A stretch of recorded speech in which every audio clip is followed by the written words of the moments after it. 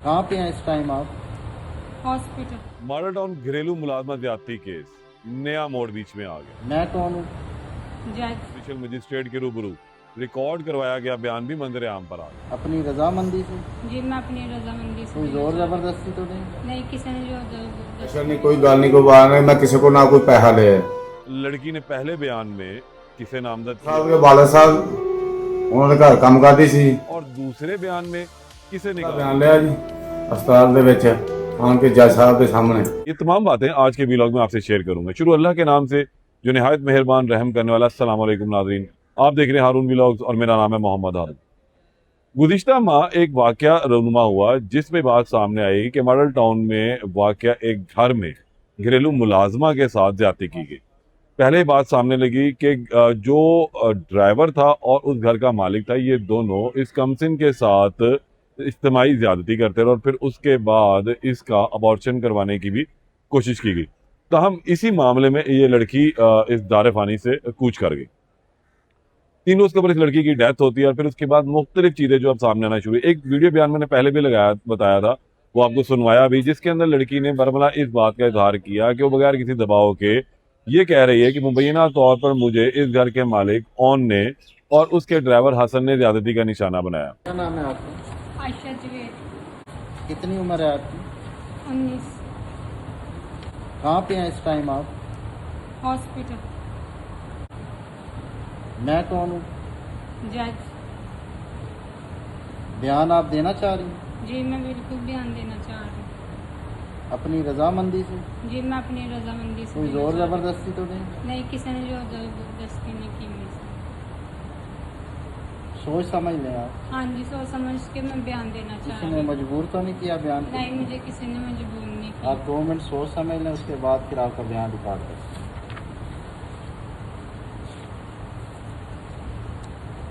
मैं बयान देने के लिए तैयार हूँ।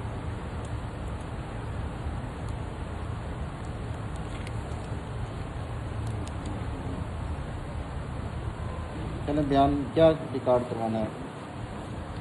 मेरे साथ जो कुछ भी हुआ है। आपने आराम आराम से बताना, कोई बात नहीं। ठीक।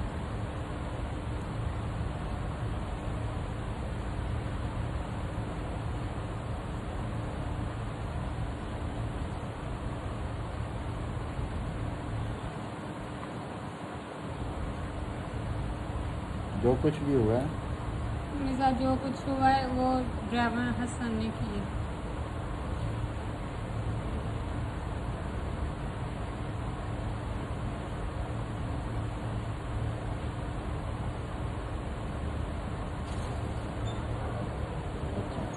और क्या ना, वो मुझे मेडिसिन ला के देता रहा।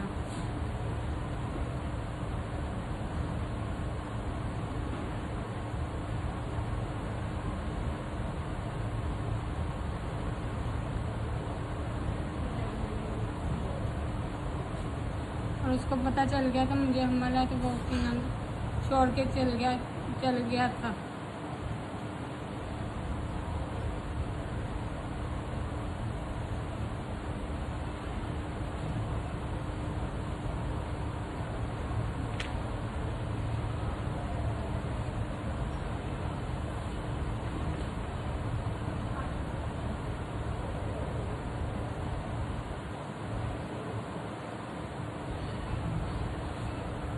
मुझे बेहोश ने मेरे साथ ज़बरदस्ती की, उसने गोलियाँ खिलाता था मुझे बेहोश।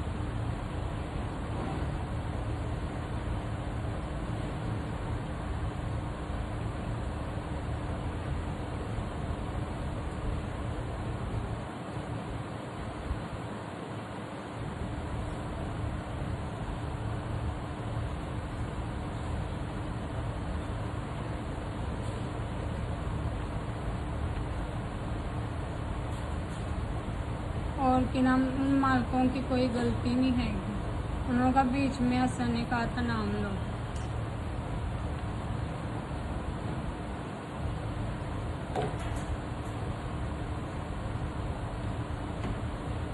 उनको बिला वजह सजा हो गई है मालकों को।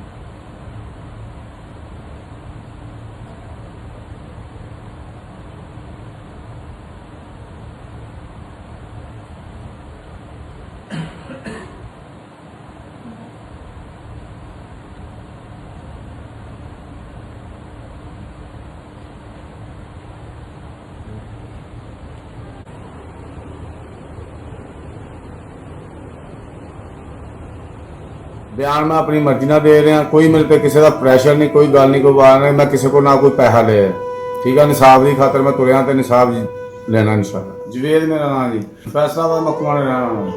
कौन साहब के वाले साहब उन्होंने घर काम करती सी, अली साहब के घर काम करती सी, ड्राइवर अली भाई का, ते जो ड्राइवर है सारा हसन ਉਹਦਾ कसूर आ।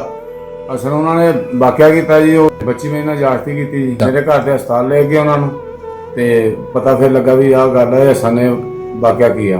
164 ਦਾ ਬਿਆਨ ਲਿਆ ਜੀ ਹਸਪਤਾਲ ਦੇ ਵਿੱਚ ਆਣ ਕੇ ਜੱਜ ਸਾਹਿਬ ਦੇ ਸਾਹਮਣੇ। बेटी ने कहा भी हसन का सारा कसूर है और किसी का नहीं, जज साहब के सामने कहा। और ये मुझे मुतअद्दिद मरतबा ज्यादती का निशाना बनाते रहे। इस तमाम वाक़े से मुतालिक उसने अपनी मालकुन को भी बताया। फिर इसका इलाज मुआवजा करवाया गया, फिर इसका बच्चा गिराने की, इसकाते हमल की कोशिश की गई। इसी दौरान इसे मुख्तलिफ डॉक्टर्स के पास ले जाया गया, फिर रायगढ़ में एक डॉक्टर के पास ले जाकर इसकाते हमल भी करवाया गया, लेकिन बाद में लड़की की तबीयत खराब हुई और फिर इसे सर्विस अस्पताल मुंतकिल किया गया, जहां पर ये 3 दिन एडमिट रहने के बाद कार्डिक अरेस्ट यानी कि दिल का दौरा पड़ने से मर गई। अब ये तमाम सूरत हाल तो रही।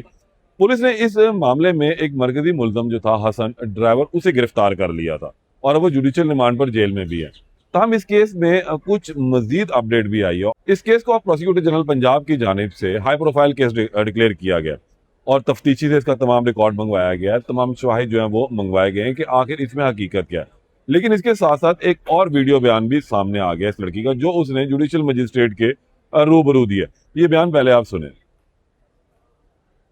ये बयान आपने सुना। इस बयान के अंदर लड़की अब अपने पहले वाले मौकफ से मुकम्मल तौर पर हटी हुई नजर आती है और ये कहती है कि मुझे कोई दबाव नहीं है, मुझ पर कोई प्रेशर नहीं है, ये बयान मैं अपनी मर्जी से दे रही हूँ, मेरे साथ जो कुछ भी हुआ है वो हसन ड्राइवर ने किया। इस दूसरे बयान में जो उसने मरने से तकरीबन को एक आधा दिन पहले दिया था, इसमें मुकम्मल तौर पर वो मुकर गई है और उसमें उसका ये कहना है कि इसमें जो घर का मालिक ओन था उसका कोई भी अमल दखल नहीं। अब इसमें पुलिस के लिए जो परेशानी का सबब चीजें बन रही वो यही है कि लड़की के बदलते बयान, ये नजरी बयान था, जुडिशियल मजिस्ट्रेट के रूबरू दिया था, ताहम अब इसकी पोस्टमार्टम रिपोर्ट अभी आना बाकी। लेकिन इसके साथ साथ इसके वालिद का भी एक बयान अब सामने आया, जिसमें उनका भी ये कहना है कि मैंने ना तो कोई पैसे लिए, ना ही मुझ पर कोई प्रेशर है, ना ही मुझे किसी ने दबाव डाला है और मेरी बेटी के ऊपर भी कोई दबाव नहीं था, बल्कि इस घर का जो ड्राइवर है वो इस तमाम मामले के अंदर मुलव्वस है। उसी ने ही मेरी बेटी के साथ गलत काम किया और उसी ने ही इसे हमल भी ठहराया, फिर उसी ने ही इसका इसकाते हमल भी किया। लेकिन कुछ सवाल यहाँ ये पैदा होते हैं, क्या ड्राइवर इतने जोगे था कि पहले चले उसने ज्यादती तो कर ली, लेकिन उसके बाद क्या वो इतने पैसे रखता था कि वो उस लड़की को जगह जगह लेकर घूमता? क्या उसने पहले नहीं बताया था? अब इसमें जो शकूक और शुबहात चीजें पैदा करती वो यही है कि लड़की का बयान बज़ाहिर ऐसा लगता है कि प्रेशर के अंदर दिलवाया गया, उसको साजबाज की गई। लड़की के वालिद ने भी ये बात कही है कि ना इस घर के मालिक का कोई लिंक नहीं है, ऑन जो इस घर का मालिक है, इस घर का बेटा है, उसका कोई ताल्लुक नहीं है। लेकिन पहले बयान को अगर सामने रखें तो उसमें लड़की ये कह रही है कि मेरे साथ ऑन ने भी मुबैना तौर पर ज्यादती की और हसन ड्राइवर भी करता रहा। दूसरे बयान में कहती है कि मुझे गोलियां जो है वो हसन ला कर देता था, मुझसे बेहोशी की हालत में ये तमाम हरकत वो करता रहा। अब पुलिस ने इन्वेस्टिगेशन का आगाज कर दिया। फिलहाल वज़ीर पंजाब ने भी इसका नोटिस लिया।